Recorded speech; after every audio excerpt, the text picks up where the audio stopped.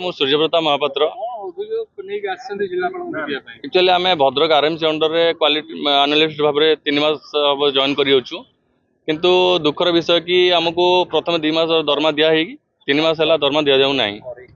जहाँफल आम बहुत RMC secretary सार को अभियोग करूँ कि आम दरमा कौन पे आसुनी तापर आमर जी एजेन्सी अच्छा क्वेस्ट कर को भी आम जोगाजोग करने चेष्टा करूँ किंतु से बार बार आमको कहीदेले कि नाई आरएमसी के आड़ को दोष देले किंतु आरएमसी को आम आसला पर जाना पाइलु जे आरएमसी अंडर किसी भी दोष ना सेक्रेटरी अटेंडेंस दे देते किंतु जहाँ भी फल्टी रही क्वेस्ट कर लिमिटेड रही किंतु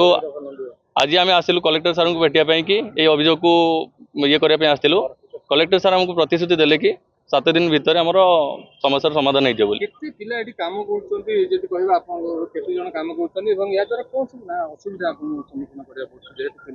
आम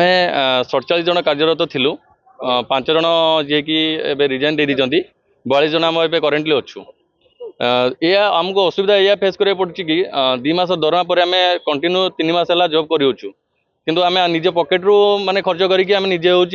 साइड को विजिट करा जाऊँ किंतु से जिनटा भी कंपनी निजे जानी पारुनी जे माने आम निज पॉकेट रू खर्च करके आम साइड विजिट करा जाऊँ आम आम कर्तव्य